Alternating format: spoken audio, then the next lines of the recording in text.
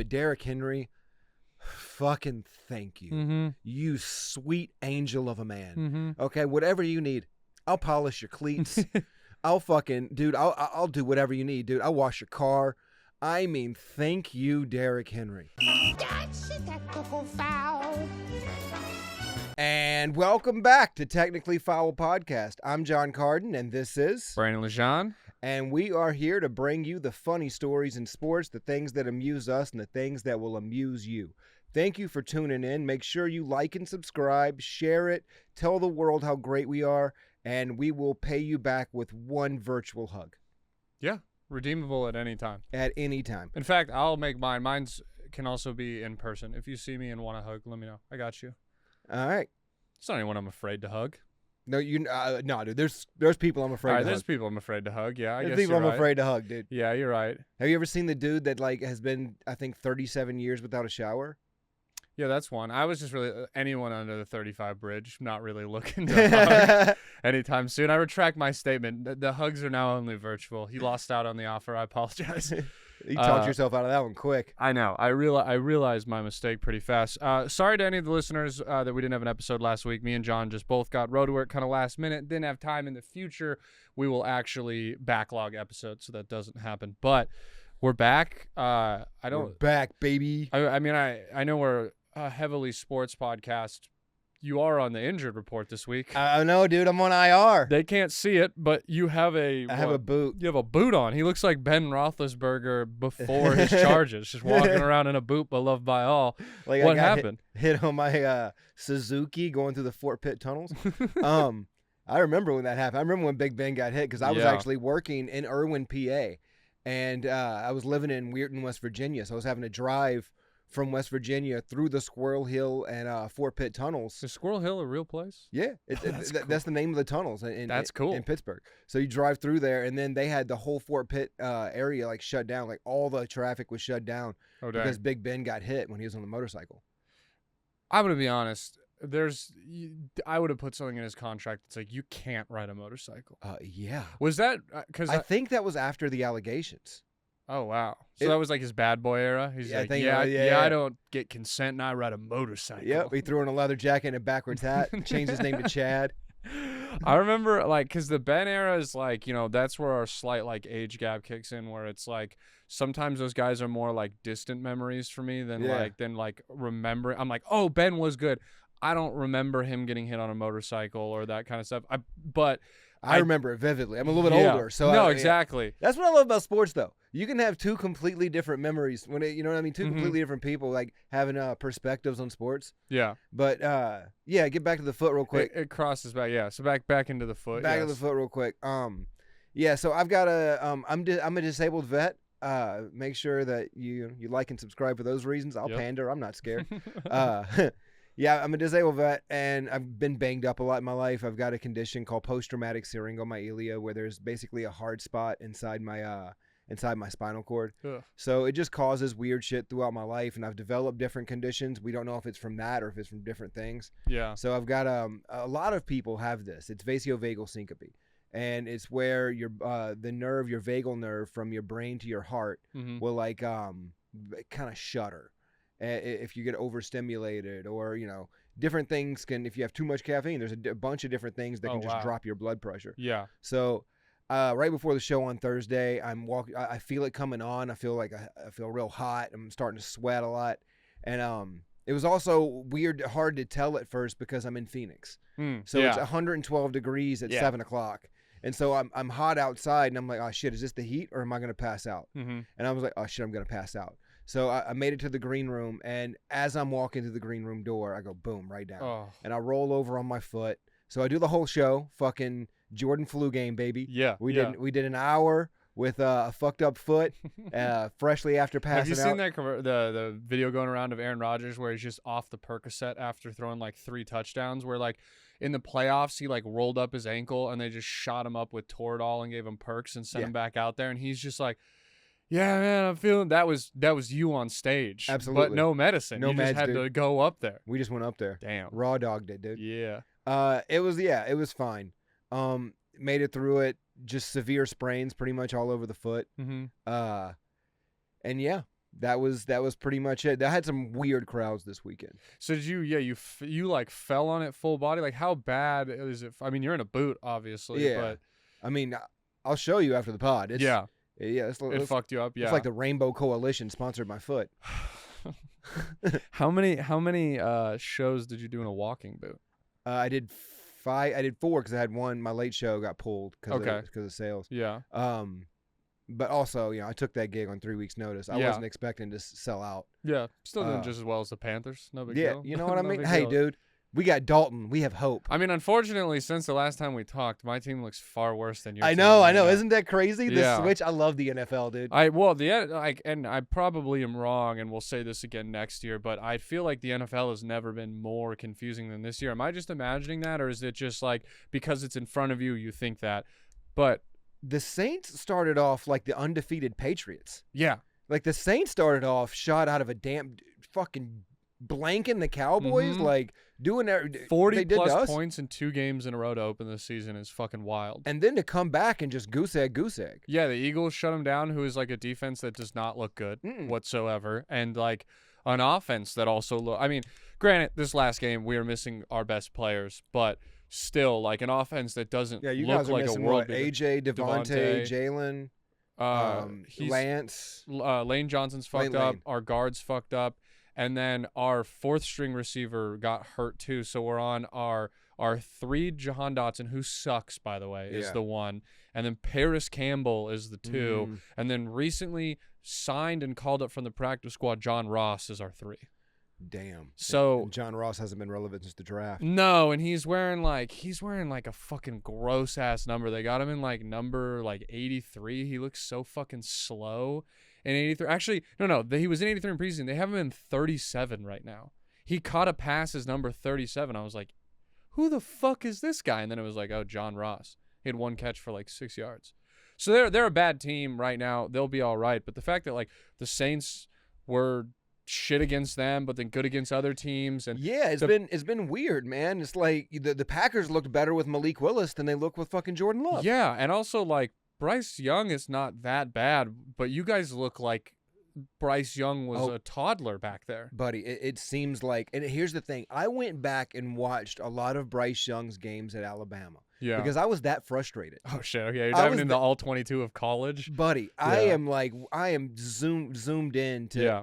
He ran so many plays out of shotgun. Mm-hmm. Almost everything was out of shotgun. His games where he threw for over 300 and multiple tutties, mostly shotgun snaps. Yeah. There was not a lot of under center play from Bryce Young, and you see why when he's in the NFL. Yeah. The 2 inches is a big deal in the NFL when it comes to just elevating the ball over a lineman's helmet. Yes. You know, and the arc of your throw and all those things. And like, I think the reason that Drew Brees became like the standard, right, when it came to short quarterbacks being able to, throw for fucking 5,000 yards a season. Mm-hmm. But Drew Brees also could throw tall. Yeah. He could throw like he was 6'3" or 6'4". His release point was so high. Mm-hmm.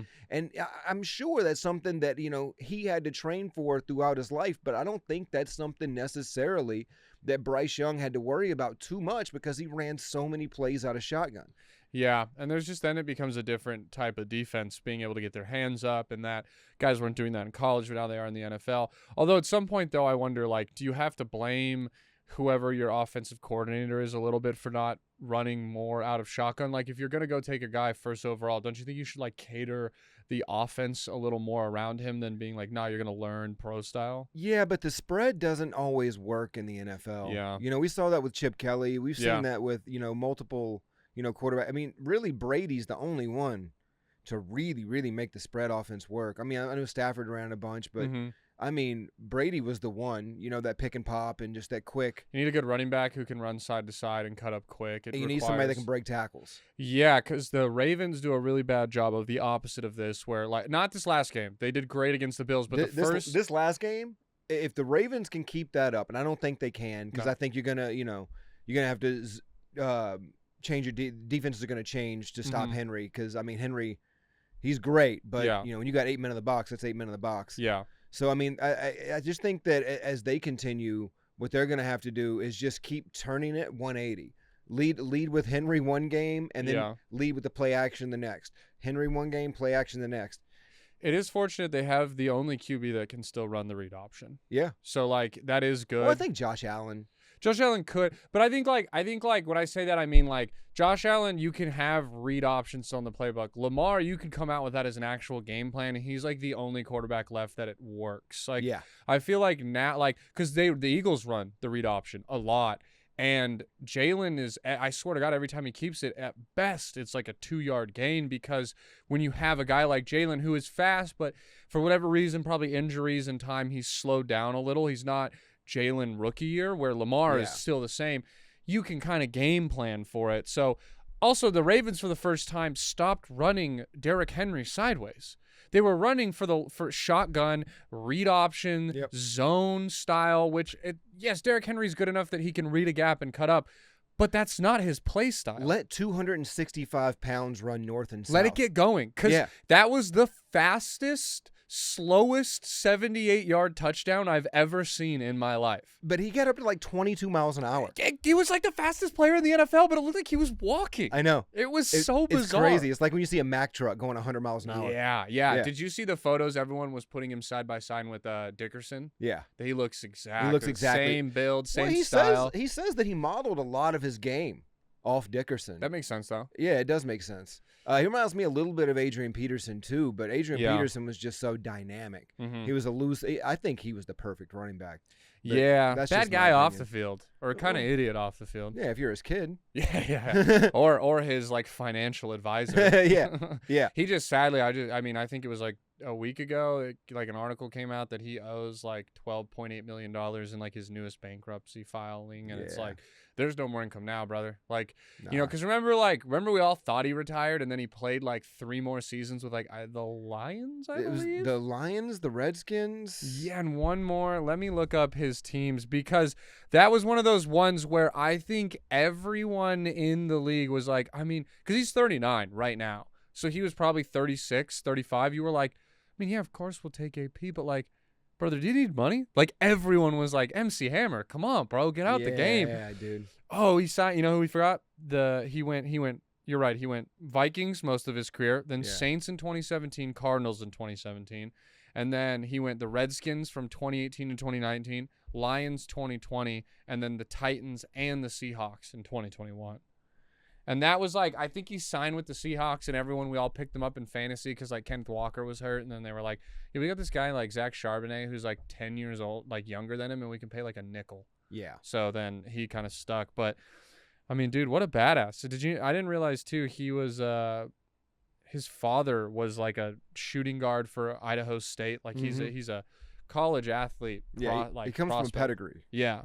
I mean, that game, I remember watching it live against the Chargers. Mm-hmm. I'll never forget that game where he broke the single-game rushing record. It was just, I mean, it was literally watching Spike versus the Little Giants. Yeah. It was insane. Yeah, and he's one of those guys, because I'm looking on Wikipedia here, and it has, like, always the career highlights and awards. I've never seen one, like, this long besides maybe Brady's. I mean, it's MVP 2012, Offensive Player of the Year 2012. That's crazy to win MVP and Offensive Player in the same year. Offensive Rookie of the Year 2017. He's a 4-time first-team All-Pro, a 3-time second-team All-Pro, 7-time Pro Bowler, 3-time NFL rushing leader, 2-time NFL touchdown leader, 2010's All-Decades team. He was a 2-time winner of the Burt Bell Award. He won the Art Rooney Award.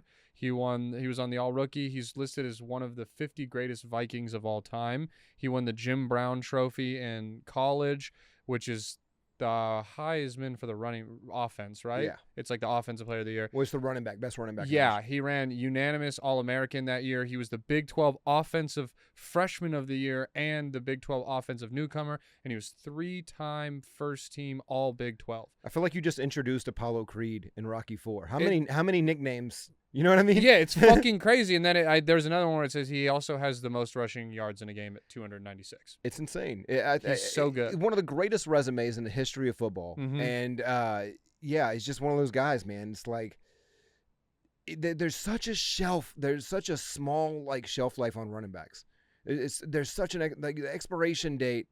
Every time a running back gets hit, mm-hmm. it's like that movie In Time, with Justin Timberlake and Yeah. Amanda Seyfried. It's like every time they take a hit, there's like 5 minutes off their career. Yeah, or it's like if you every little hit you put one jelly bean in a jar. Absolutely. Eventually it's gonna fill the fuck up because I think people always forget like he didn't start getting 200 carries in the NFL. As his senior year, he had 260 rushing attempts in high school. Yeah. So that means he was almost or probably around 1,000 carries deep in after high school. And that's excluding like Little League, which let's not count that. You're made of fucking elastic back then. But like 1,000 carries in high school, over 1,000 probably in college. And then he had, doesn't have how many carries he had, but I mean, he finished with 14,000 rushing yards. I mean, you got to think how many hits that is. Yeah. That's thousands and thousands of hits. And why are we surprised when Brett Favre is speaking in Congress right now saying he has Parkinson's Yeah. after having 1,000, what he says is 1,000 concussions? Yeah. Yeah. No, we're not, nobody's shocked. It's the nature of that game they play. Yeah. And back then when they were playing it, it was way No more one gave a dangerous. fuck. No, now No. they got on these fucking fluffy pillow caps and, Yeah. you know, they can run around and have slumber parties. Yeah. Yeah, that the AP is insane. In high school, his average yards per carry was 11.7 yards per carry. He averaged over a first down On every carry. every time he touched the ball. That's not fair. His senior year stats were 2,960 yards on 252 attempts at an average of 11.7 yards per carry with 32 touchdowns. Often after games, other players would stop and get his autograph. In high school, bro. That's insane. In high school. And you know what those fucking meetings looked like when they were game planning for the defense for the next game. They were like, all right, so on the first play, we're going to hand it to Adrian. On the second play, we're going to hand it to Adrian. On the third play, we're probably going to drop back and hand it to Adrian. And the quarterback's got to be like, hey, coach, I'm ready to hand it to Adrian. Because that's all you're going to do. I've been really practicing hard, coach, at going like this. Yeah. They had to hand out the game plans for the other team, and you're like, why is this one page? And it just said, you're fucked. That was it. You're like, oh, cool, it's his picture. Just a picture of him, Yeah, smiling, and you're just like, fuck. I'm done. Also, dude, I mean, come on now. He's if I'm a dad of the other team, because by the way, he's a Texas kid, so that means he was playing Texas high school football and putting up these stats. That's crazy. Let's not forget that he's in Texas, the best high school football, putting up these Here's stats. a good question. Who's the best Texas high school running back? I'm just going to give you two options. Okay? Who's the better one? Is it LaDainian Tomlinson, because he went to Waco High, or is it Adrian Peterson? I guess you have to. I'm like one of those stats nerds, so my skin's burning. I want to see their compared rushing stats side by side, because I mean, well, you've got to pick one. You got to pick one. Oh man, I'm gonna go Adrian Peterson. I feel like he's more of a legend, and LT was the second LT. Okay, that'll be my very random defense, I guess, of him. Well, I'm a good father. Okay. So I'm going to go with LaDainian Tomlinson. Okay. Oh, yeah, that's true. Yeah. Yeah, that's fair. Yeah, you can't really take us. I can't take I'm more Adrian of just Peterson. a fan of Adrian Peterson's parenting style than anything. Is what it is. I like to see him keeping the old school. Who's the better parent? Let's go. Let's get the stats on this. Pull up parenting.stats.com. That would be funny if you looked up Tomlinson, you're like, oh, he murdered one of his kids. And you're like, damn it, I guess it's Peterson. Oh man, dude. Because I want to see. Yeah, sorry. What were you saying? Speaking of CTE, have you watched the Vince McMahon documentary yet? No, I have not. Dude, you got to watch it. Where they go into Chris Benoit and how many times, and then Vince McMahon is just sitting there like, no, I probably wasn't CTE. He goes, no. He headbutted people from the top rope thousands of times. Well, there's the one dude, the one dude who he also went into UFC. I fucking forget his name, but his like signature move was like eating a steel chair, like not like eating, but like the act of like taking it, no fucking problem, just a steel chair. Like they'd go in here and he'd go, oh, and headbutt through it, and he was like, yeah, that shit like fucked me up. And back then, like we didn't know CT was a thing. Like I wouldn't have done that if I knew. Ken Shamrock, maybe. Yes, that's exactly who it was. Yeah, world's most dangerous man, Ken Shamrock. Yeah. Shout out Dale. He was just telling me about that, because. Fuck that, dude. Those guys are gonna be so fucked up. And we were talking about this too because I didn't realize Dave Bautista's gone broke after like he got rich, went broke, and then got rich again from acting. Yeah. And the whole time he was broken between, the wrestling kept being like, come back, and he was like, no man, I fucking hate it. Yeah. Because imagine like he is a top 1% athlete. I hate to say it, but a wrestler, a WWE wrestler, is a top 1% athlete in the world. It's a bodybuilder that can do ballerina shit. Exactly, and they are putting their body on the line. Like even when it's like, oh, they fake bleed, they cut themselves with a fucking switchblade, asshole. All the time. All the time. That's not fake blood. Yeah, the chair didn't break him open. He cut himself with a razor blade. And then you have, and here's the thing too, wrestling is a niche sport. So you have less than 1% of the population goes, you're a badass. 99% goes, oh, you're a gay little guy who plays dress up. You're a faker. Nothing you do is real. Bro, he has advanced CTE from taking chairs on. Stop being an asshole to him. The injuries are real. Yeah, everything is real. You can't deny that. And I think we've gotten to a point where we do understand that it's gymnastics. Yeah. That, there's the curtain was pulled back long ago that there's nothing actually real about wrestling. And the fans do not care. Yeah. There's multiple other avenues to see things that are real nowadays. I think UFC and WWE are now owned by the same conglomerate. Yeah. So, I mean, there's multiple ways to see somebody get knocked the fuck out. World Star will take care of that for you. But if you want to see something poetic, or what poetry in motion, whatever you want to call it, that's what these dudes do. Yeah. Like they're doing backflips off of 8-foot turnbuckles or off 6-foot turnbuckles. And, it's impressive, and you can't deny the impressiveness of the athlete that is a wrestler. And it's just, I always hate it when people hate it on wrestling because I don't really like it either as far as just like the product. Yeah, same. But just because you don't like the product doesn't mean you can't fucking respect it. Yeah. These dudes are going out blood, sweat, and tears for a bunch of rednecks. Yeah, a bunch of dudes who could barely afford the tickets. Like, absolutely. But that's why I respect it, but it's also the same thing where I will say wrestling fans do a bad job of like the meme where it's like she's very beautiful to me, like the kid on the bus, like they're too much of like the second someone's like wrestling's fake, they're like actually it's not. And it's like, all right, hey look, I'm with you, but now that you did that, now I have to troll I've you. got to lean in. Now I got to make it pretend. It's like if you wouldn't have been such a stupid conspiracy theorist, I wouldn't have to be the beacon of truth. Yeah. Okay, here's a question. Who do you think has uglier where would you find uglier fans? Okay? A cornhole tournament or a WWE match? I'm going to say a cornhole match because I just can't imagine there's ever a woman at a cornhole event. Oh, dude, I imagine nothing but women at a cornhole event. Yeah. Really? Yeah. Why? I don't know. I don't think there's a real reason. I'm just being a contrary. It kind of seems like there's arts and crafts involved in cornhole. Like someone's wife had to make the board and the beanbags. Mainly because there's hole in it. And I'm being really sexist now. I'm just thinking that there's like got to be a few women that are like, no, I like Ronda Rousey. She's a cool wrestler.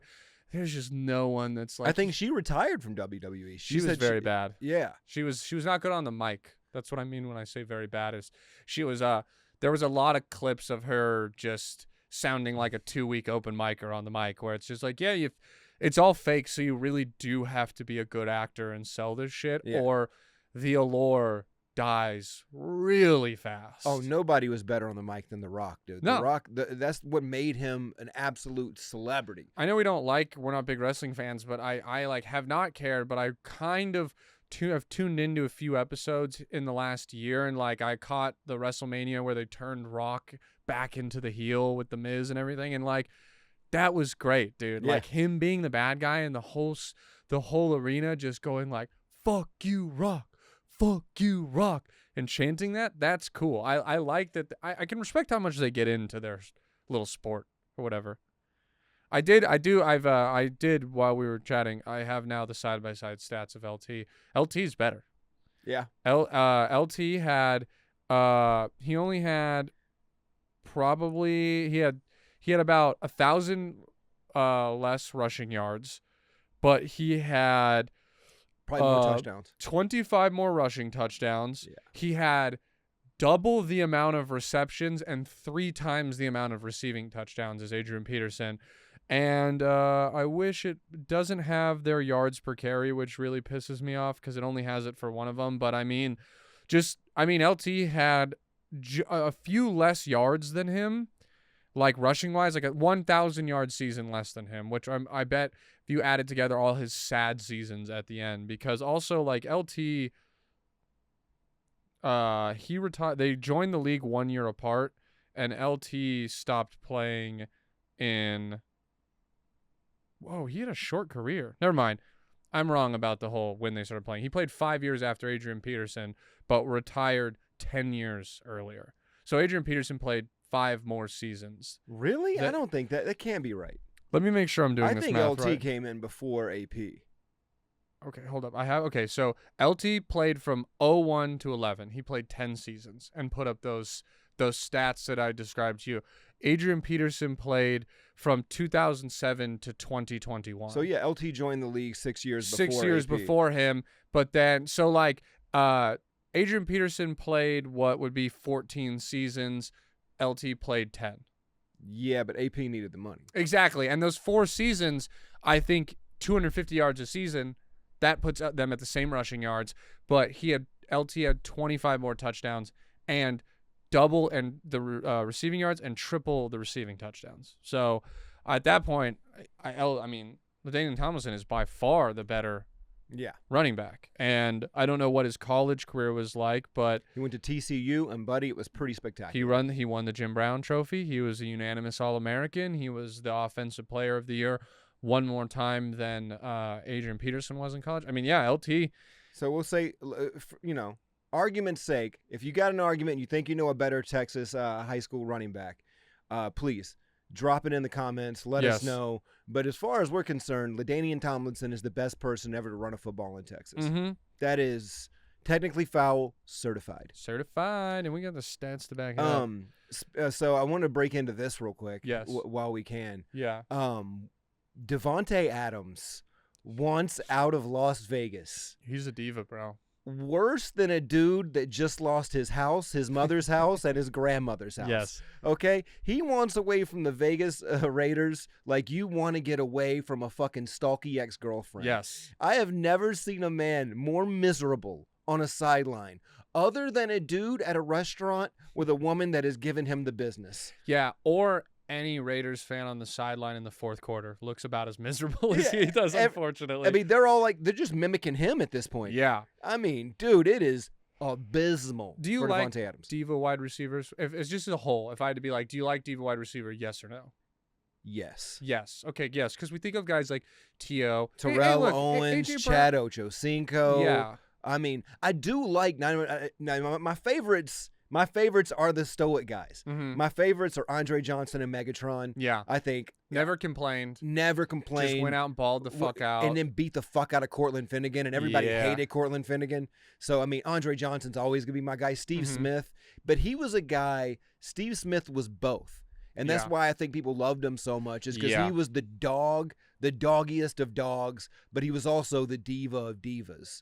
And so it made him fun. He was like Tyson. You're like Apollo Creed. You want someone with character. I think AJ Brown is a little like that too. Maybe I'm being biased, but like AJ Brown will be like, I need the fucking ball more. If you don't give me the ball, I'm walking. But then you get him the ball, and you're like, oh yeah, okay, yeah, we do need to get him the ball. Oh, that's right. More. He just scored an 84-yard touchdown. We got it to him. Why don't we do that more? Yeah, why does he only have 6 targets? Give him 15. Like I am for that. I've jumped off Devontae Adams' sides. Bro, you come in, you leave from Aaron Rodgers, you trade your way out of Jordan Love. Jordan Love is a phenomenal quarterback. You could have been with Jordan Love, who is proven to be a top 10 NFL quarterback. And also, you've worked with him. And you've worked with him. He's taken snaps. He's thrown to you. He wasn't new. Devontae Adams had to be really out on Jordan Love as a quarterback in order for him to go to the Raiders like he did. But also, I think Devontae Adams was chasing money. And yeah, but then he says he's going there for Derek Carr. And then, look, I get that Derek Carr gets traded and the organization gives up on him a little. But, like, hey, man, Derek Carr was sucking ass before you got there. You saw that. and then Derek Carr leaves, and then Jimmy G comes in, and he doesn't like Jimmy G, so he bitches, and he gets Jimmy G benched, and then he doesn't like Josh McDaniels, and like is a big part of like helping the players group that kicked Josh McDaniels out, and then he's a big adamant for Antonio Pierce. He goes, no, I don't want Harbaugh. We want Pierce is our guy, and then 3 weeks in, now he has a problem with Antonio Pierce. And now he's doing the whole thing where he's like, I want to play with Rodgers I want to play with Jordan Love. His two preferred destinations are he said Saints. Saints. It's the Saints for Derek Carr, Jets for Rodgers. And I think the Commanders are a giant idiot if they don't jump in and swoop him. Well, yeah, I think you could afford to give up like.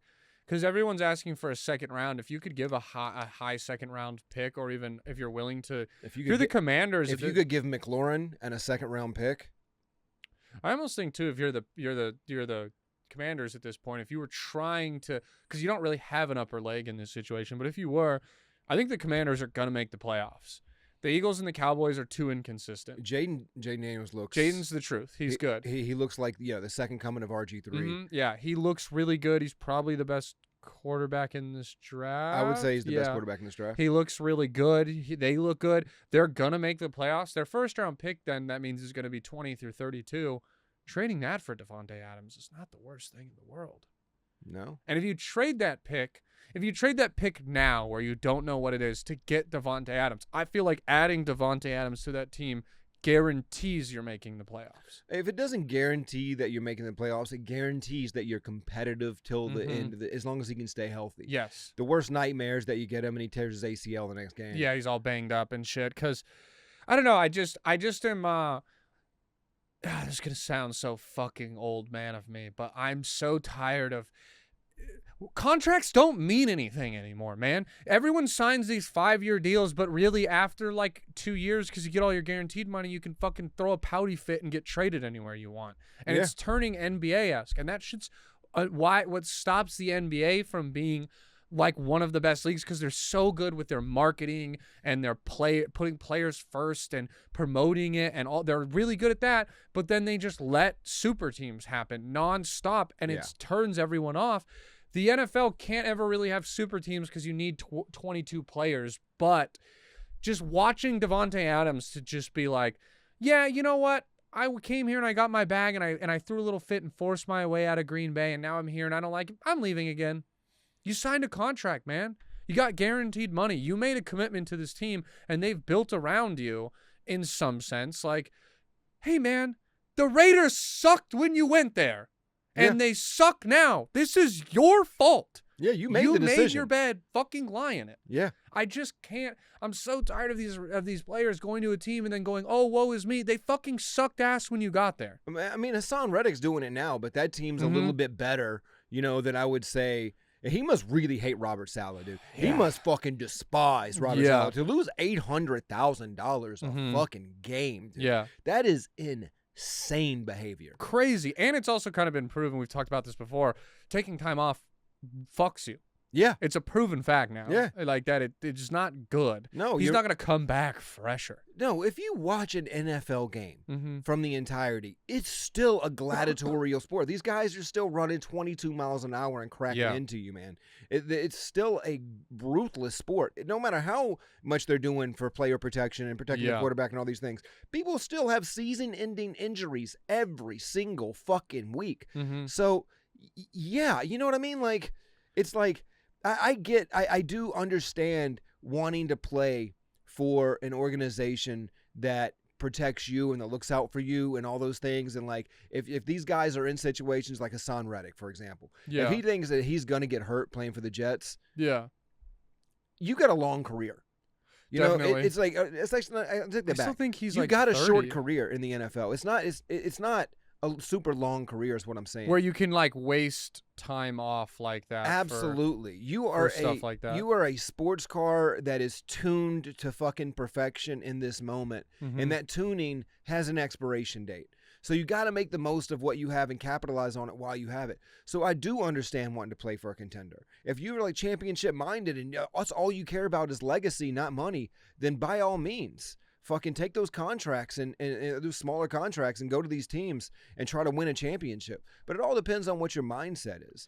I think that's I get, so in a way, I'm just saying, I do identify with the diva receivers just a little bit. Of course. Because, I mean, these dudes are running 22 miles an hour down the field on every single play. They're taking hard hits from safeties. They're getting pushed out of bounds. They're rolling. They're getting hit hard. They're making catches over the middle. Their job is one of the hardest jobs in the NFL. Definitely. It just is the thing where I'm all for getting out of a situation if I guess to Devontae's defense, the Raiders have just never had a normal season since he's been there. He gets there, he goes to meet his quarterback to reunite. They bench him halfway through the season. The next year, the head coach is cutting Hall of Fame tight ends, or not Hall of Fame, but like top league tight ends in Darren Waller because they didn't invite him to like a wedding party, and like feelings are getting hurt. And then you come into this year and it's like a player's coach, but like, you know, they don't draft a quarterback. They sign Gardner Minshew, who's like fine, but you know what you're getting. I understand from that perspective, and him thinking, hey, I wanted to play with a guy who, as much as Carr's not a Hall of Famer, he is going to air it out. Yeah. So I do get that. The Reddick one is the more confusing one with me because, like you said, is it money or championship? He left the championship caliber in the Eagles to go chase the bag with the Jets. But now you're sitting out with the Jets, and he was with us too. Losing money to get the bag, I guess. But I mean, the Jets, despite last week, you know, with what happened with Denver, which they should have won that game. That was such a bad game. I mean, Bo Nix had negative passing yards in the first half. It was insane. Aside from that game, I do think the Jets are an AFC Championship contender. I do think that they can get in there and mix it up with, you know, the Bengals and the Ravens, and I do think that Aaron Rodgers still has that in him. We saw it the other night. We saw it on Monday night when they played, and he looked like Rodgers back in like 2015, 2016. He looked like prime Rodgers. Yeah, he looked legit, but then it's like this week all of a sudden they do, and I'm just starting to maybe think that Robert Saleh is a bad coach. Yeah, I'm wondering. This is a side jump, but idea of bad coach. Did you watch the Dolphins-Titans Monday night game? I didn't. It was horrible. My dad's a Dolphins fan, and he was in town, so I had to watch every minute of it. It sucked. They kept saying this thing, and I started to think I was crazy because they were never saying it. They would go like, man, they really missed Tua, which, like, yeah, the offense is unusable, but they kept going like, yeah, it's just so hard because, like, the play calls are, like, 20 words long. So you come in and you're like Y2X, spider Y2, banana, cross right, seam, galley left, tray trips open, gun, pistol, on three, ready? And that's a lot. And they kept being like, yeah, they had to rehuddle. They got all these illegal formations, all these illegal motion penalties, all this. Why is the offense so complicated? Hear me out. I have no problem if we go, man, that offense is complicated, and then it's also the best offense in the league. It's not the best offense in the league, and it's confusing as fuck. And then when Tua's in, they always criticize that it's a timing offense with only like one or two options. So if that guy's not open, there's nothing. Is Mike McDaniel's just an idiot? Is he making things too complicated? Is that offense bad? I mean, it's a great question. I just couldn't. They just kept saying that. And my thing was like, it's not good enough for it to be that complicated. Yeah. So why is it that complicated then? If it's that, was that why it was good for a little bit for that year where it was elite? Was because it was so complex that defense couldn't get it? But once they figured out how to take the complex looking thing and dumb it down, is it just a bad offense? Listen, if T.C. Williams High School, coached by Herman Boone, yes, in the 1970s, yes, could beat racism with 7 offensive plays. Facts. I don't know if you remember when he says it in the movie. He goes, I only run 7 plays. Split like Novocaine. They always work. If they can do that, then maybe we could give an undrafted free agent rookie quarterback, an opportunity, or a journeyman, UFL level quarterback. Maybe we can give them a simplistic crayon level playbook. Yeah. Maybe we don't have to give them the graph chart with 17 different options for a spider XY banana. Right? Yeah, for a play that in the end is just like, hey, if the linebacker sits, throw the deep cross. If it's short, throw the drag. Just go deep and let's pray. Yeah, because also like, hey, Tyler Huntley has won a playoff game for the Ravens. Yeah. Was now get it, nine number alternate Pro Bowler, but a Pro Bowler nonetheless, and has won regular season games. He looked like, remember when the Broncos had to start a wide receiver 2 years ago at quarterback and he threw for like 12 yards? Yeah. It looked like that. Tyler Huntley is not that bad. Bro, I lost so much money. They put Tyler Huntley's passing prop at 140 yards, and I was like, that's the biggest lock in the universe. He threw for 84 yards. How? How did you turn into Mickey Mouse? They played the fucking Titans, bro. I lost so much money because of it. I was so mad. Jeez, guys, I'm broke. Why is he running the offense so bad? Give him something simple. Run a crossing route. Fucking Mike McDaniels. He should go to Disneyland. Take a break. Every time they show him, the man's pupils are fucking this big. He's just tweaked on Adderall, just calling crazy plays. And Mike McDaniels like, Yeah. Well, I guess we can call another fucking stupid motion play. Max.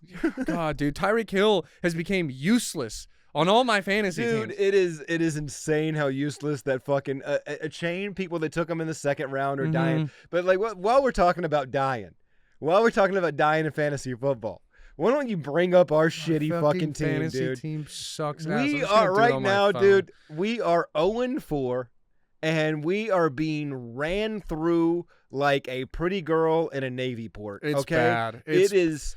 I mean, read how bad our team is right now. We were so excited. That's what makes fantasy football, everybody, just so you know. That's what makes it so painful, is that you get so excited. It is a relationship, okay? You are invested. You're like, yo, this one shows charisma. This one shows character. This one's going to be there on time. This one's going to help me out with shit. And then they fuck you. They fuck you, dude. They fuck you. Yeah, our team is our starting lineup this week. I picked up, I don't know if you saw my waiver acquisitions this morning. I picked up a player or two, but this is our starting lineup for next week projected is Brock Purdy, Kareem Hunt, Bijan Robinson, Chris Godwin, Deontay Johnson, Brock Bowers, Brandon Ayuk, Chiefs D, Carlos Santos. It doesn't sound like a bad team on paper, but also like, I've been like looking at these pages that point out like fantasy stats. I mean, like they had a thing the other day, like Jared Goff caught a passing touchdown, and they were like 9 players with like who have less receiving touchdowns than him, and it was like T. Higgins, Ayuk,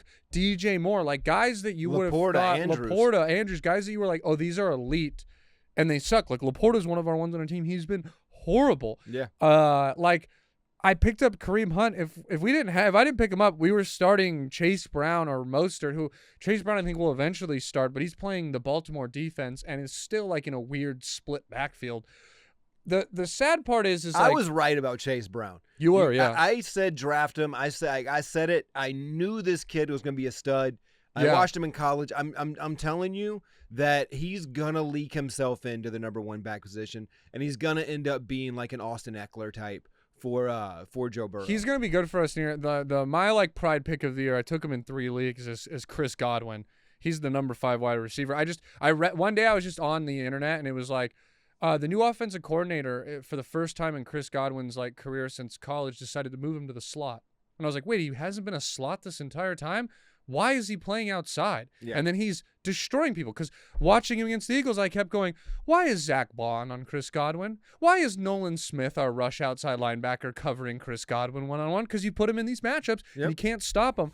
But here's the sad part. A lot of times you can get a saving grace where, like, I do look like Dave J was, like, the number 3 team in our league before this week, and he has 1 more point scored than us this season. Okay. So that's, like, the saving grace. And we have the most points scored against. Listen to this. To put it in for example, the number 1 team in the league has 393 points scored against them. We have 590 points scored. We have 200 more points scored against us. The next closest one is Kyle Dowdy, who has 90 points scored less than us. So, like, look, we have the least points scored in the league. Yes, but we've also faced the best team week after week after week. And I know we're making excuses. I know how pathetic we sound. Okay, don't think that we don't know that we sound real fucking pathetic right now. Yeah. But even still, okay, it is real, and it's like the stat. It's such a fucking luck shoot. It's such a crapshoot. You know, when you're just like you're facing these fucking juggernauts week after week. Somebody like. I got lucky in my other league. My other comics league, my Phoenix Comics League, I drafted CMC first and Derrick Henry second. Wow. I mean, you're talking about luck. Yeah, especially with CMC, like, probably done until the playoffs now. Probably done to the playoffs, but Derrick Henry, fucking thank you. Mm-hmm. You sweet angel of a man. Mm-hmm. Okay, whatever you need. I'll polish your cleats. I'll fucking, dude, I'll do whatever you need, dude. I'll wash your car. I mean, thank you, Derrick Henry. Yeah, dude. I'm like, the thing that sucks is because I've told you, like, the other, like, my friends league where we also do a punishment back home. My team sucks in that league too. Like, but not even sucks. I just am like my receivers are Tyreek Hill and Garrett Wilson, but like Garrett Wilson like kind of sucks this year because the offense hasn't figured out there, and Tyreek Hill's useless without Tua apparently. And then like my running backs are like, I have to start Austin Eckler this week because I have Kenneth Walker, Austin Eckler, Raheem Mostert and J.K. Dobbins. Dobbins is on a bye week. He's the only one saving me. But then it's like I took Laporta early. Richardson's was my quarterback. I have the same quarterback stack in this league that I do in our league. Yeah. So I'm just like, I don't know what I'm gonna do. My best team is fucking the team that Erica drafted. That's my best goddamn team. Your girlfriend's team is the best team. Is my best team, yeah. And it sucks because she genuinely drafted a decent amount of the team without me because I had work here. Also, that's like the worst league, too. Yeah, I'm playing with like Dale's extended family. We're in a 10-team league. The league is like so bad at like pickups and stuff like that. Free agent wise. At like free agent wise, that it's like I picked up, like, you're getting guys like 3 weeks later. So like whoever the number one like waiver wire accusation was like week 1 is like still available week 4. Like oh man, let me pull it up because they were like dropping players that you're like, wait, why is like, we're in a 10-team league also. Yeah. Like with big bench spots, why is this guy of all players available? Where it's like dude, like, remember Kenneth Walker got hurt and then Zach Charbonnet came in that game and dominated? Yeah. I picked him up Sunday morning before the game that week. I went, oh, no one has Zach Charbonnet? Picked him up, spot started him like 28 points. Like, yeah. you get players like so late. Like someone just dropped like Jalen Reed and Wicks. And they both just had like 25. I don't understand what happens in this league with the transactions, which is why like I think we're all so nice, is because I am saying like I do run our free agents because she's like, I don't understand that. But it's like, yeah, I mean, sorry, I just saw that someone dropped Jalen Waddle. I have to go pick up Jalen Waddle right now. Someone dropped Jalen Waddle in our league. I understand that Tyreek, that they're bad right now. I co-sign that. Tua's back in a week. Is he? In like he's cleared to play in 4 weeks. They already let him travel with the team. He's on the sideline like calling plays. He's gonna be back in like 2 or 3 weeks. Yeah, unless a flea lands on his head. I mean, that's true, but that's just crazy that like Jalen Waddle is available for pickup. And I get, look, he's at 5, 4, 6, 13, but it's like once Tua's back, he's Jalen Waddle. Listen, when Tua comes back, they're definitely going to need to have the playbook and crayons. Yeah. It's going to have to be the most simple-minded offense possible. Just like... Straight up, dude. Yeah, you know, like, they're going to have to give him... His offense is just going to have to be like those toys where you put, like, the circle in the circle. They're like, okay, so this is the triangle play. Tyreek triangle. I throw the triangle. Like, oh, yeah, good job, buddy. Look at you go. Do I get cookie now? No, cookies are for winners. Mike McDaniel's just in the corner on Adderall building Legos, being a fucking weirdo. He's like, my boy's back. I don't know. Do you think they should trade Jalen Waddle? I think they should trade you.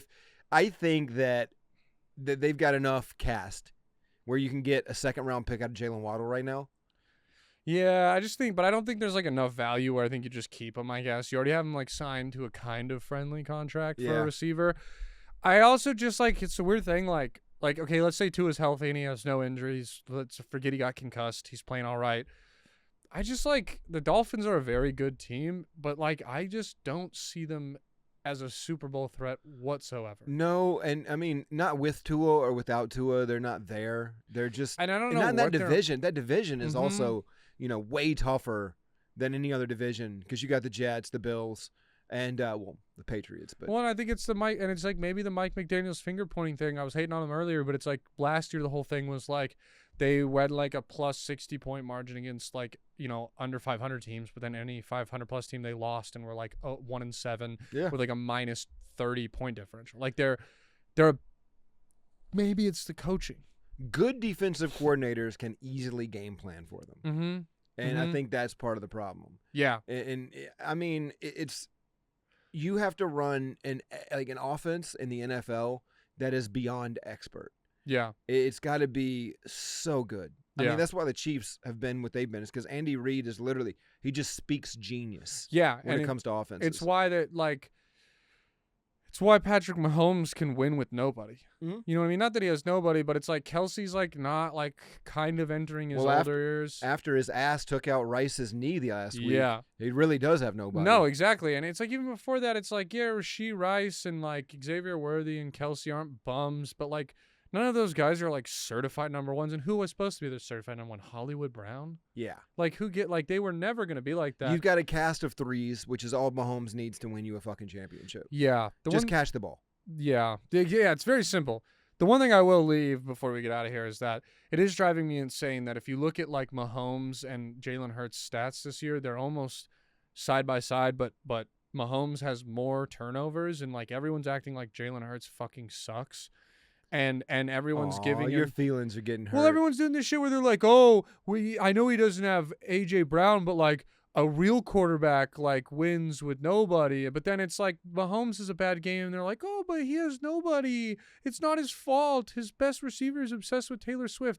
When are they going to worry about my boy Jalen? Listen, the Chiefs have 6 officials. Yeah. Every game. That's starting to get like, I know I'm definitely getting like fake news and like conspiracy theory with some of the like ref stuff. Then you watch it and you're like, damn. It's starting to become too much. We're like, do I really think that the league is like helping them? No. But like, what is happening? He's starting to get into the thing we all hated with Tom Brady where it's like, it'd be like Tom Brady versus Cam Newton, and they would pull out a Glock and shoot Cam Newton in the knee, and they'd be like, there's no roughing the passer, and then someone would cough on Tom Brady and then send him to Guantanamo. Buddy, I'm a Panthers fan. Yeah. I watched Cam Newton get brutally molested Yeah. for fucking 7 seasons, dude, of just people coming back and cracking him 3 minutes after the play is over.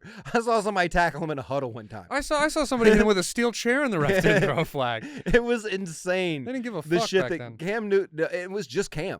Yeah, not back then. It just Cam. It was just Cam. It was like fucking Aaron Rodgers would get a call if you sneezed on his knee. Anthony Richardson gets that now, too. He gets the same thing as Newton does. Yeah, but I mean, Cam took more hits from a quarterback than any other quarterback in the history of the NFL. Yeah. And he got the least amount of roughing the passer calls than any quarterback in the history of the NFL. I beg to argue if you could make a compilation of Cam's hardest hits, I mean, Cam getting hit the hardest, that plays as well as Ray Lewis's hardest hits compilation. Absolutely. He was getting Ray Lewis hit once a week by some guy just being like, it's my time. He's 3 yards out of bounds, but they don't give a fuck. No. Well, the dude's 6'5", 265. You got to do something. Yeah, I also get the ref, like the 5'7" guy looking up and Cam Newton's like, come on, bro, give me a flag. And he's like, I didn't think that you got hit that hard on that play. Like, yeah, I understand a little bit, but yeah, it just looks like a model airplane hitting a building. Yeah. I know he hit you 3 yards out of bounds, but that guy's being carted off on a stretcher, Cam. So like, I didn't throw the flag. Yeah, your thigh just ended his career, dude. That Kenneth Walker hit. Yeah, that was one of those where that guy insane. Hit him as hard. That guy couldn't have ran faster and hit him harder. He gave his best effort and flew off Kenneth Walker. You know who did that back in the day so well? Who? Was Maurice Jones-Drew. Yeah. Maurice Jones-Drew was a little fucking bowling ball, dude. How tall was he? And he reminds me of Kenneth Walker so much. Except I think Maurice Jones-Drew had a little bit more scat to him. Like more of a scat back than they're both Kenneth short. Walker's. They're both short. 5'7", 5'9". Yeah, how was the shortest one? Not Kenneth Walker. I forgot the name. Maurice Jones-Drew? Yeah, he's shorter. Yeah, MGD. Yeah, he was shorter. He was like Kenneth Walker looked short, but like Maurice Jones-Drew looked crazy small out there, like Sproles level. I think Sproles was 5'5", but 5'6", so 5'6", 5'7". Yeah, those are the Yeah. two guys. That difference between 5'9" and 5'7" is where you go like, holy shit, look at him go. Yeah. Look at his little ass go. He's trying so fucking hard. Little legs. Look Little at him legs. go. Little So fucking cute. legs. Oh, good to be back though. Fun episode. Glad to be back, man. We got real analytical in this episode. Yeah, I think we didn't get to talk for a week, and clearly I was upset. I turned into Mickey Mouse a couple times. I had to use my professional recording skills and scream away from the mic. I was getting a little teed up here. Yeah. Papa's not smoking weed during the day too, so I think I have a lot of energy. I'm glad we're back, man. Yeah, we're back. So this Thursday. This will be out tomorrow. Cool. Make sure you tune in, liking, subscribing. This has been Technically Foul. Thank you, guys. See you next Thursday. Bye. That's it, technical foul.